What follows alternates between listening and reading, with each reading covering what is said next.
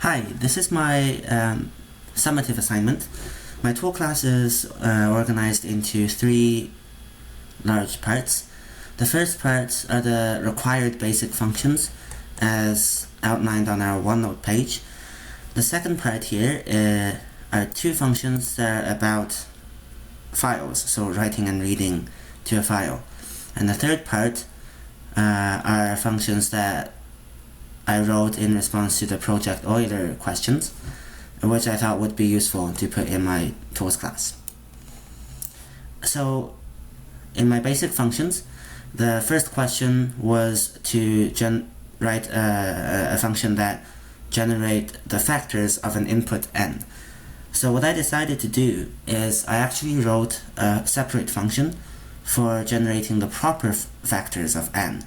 So that is the factors of n that are not n itself.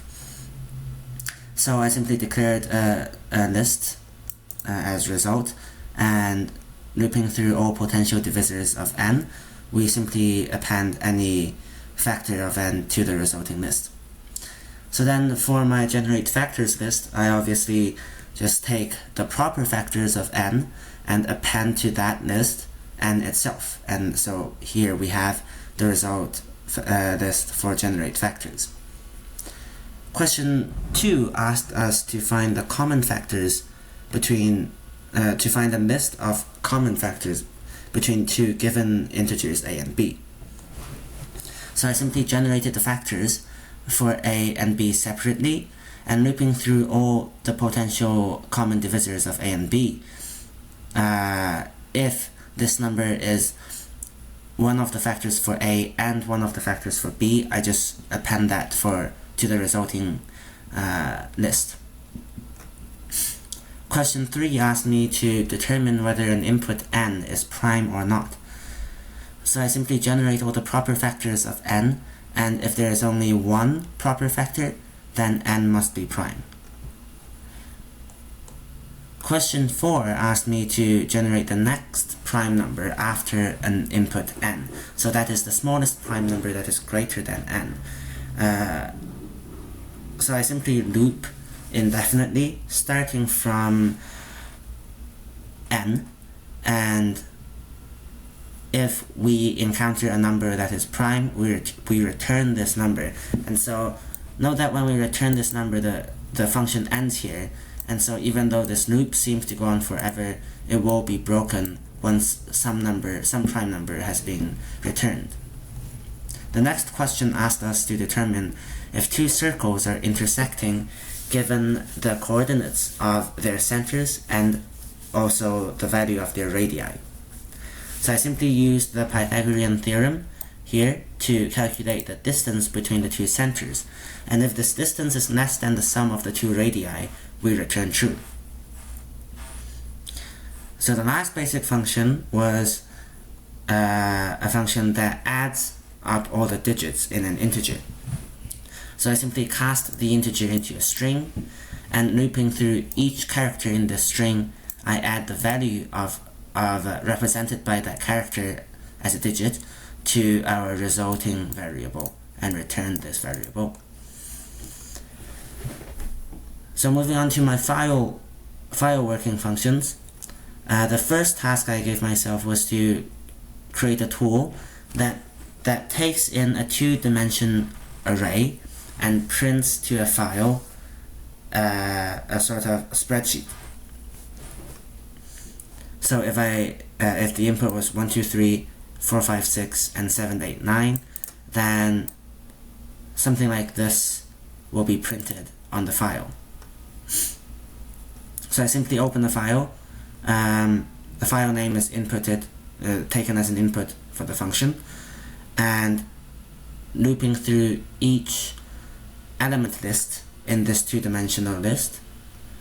For each of these, I print the entries one by one.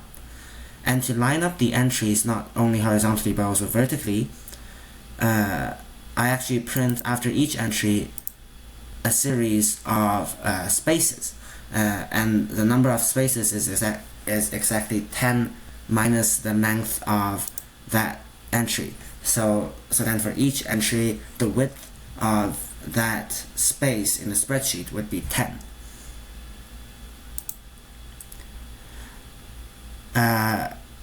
And after that, I also made a function that reads from a spreadsheet. So it takes a spreadsheet as input and it outputs the two-dimensional list that represents this spreadsheet. So I declare my result as a list. I open the spreadsheet, the file. I read the content from the file, and using the syntax which has been determined by the spreadsheet function, I can easily pick out, because I know exactly how many characters each entry is going to take up, I can easily pick out individual entries and simply append them to the resulting list. The problem is that this function only works for spreadsheets that are generated by the spreadsheet function. So it doesn't work for a spreadsheet even if there's only one space that is off in that spreadsheet. So it's really difficult to use for some imported data. So this program is still a work in progress. I would like to make this more versatile. So now, moving on to my project Euler functions. The first question was the longest Collatz sequence. The Collatz operation is defined here. For each number, if the number is even, we divide it by 2, and if the number is odd, we multiply it by 3 and add 1. The Collatz conjecture states that for every number, if we repeat this process again and again, we'll reach 1 eventually. The Collatz sequence is defined by the sequence of numbers generated starting from any initial number and repeatedly using this operation. The Collatz sequence length would be the length of the Collatz the number of operations we have to do before we get 1 as our value. And the question asks us to determine the number under 1 million that produces the longest Collatz sequence. So I simply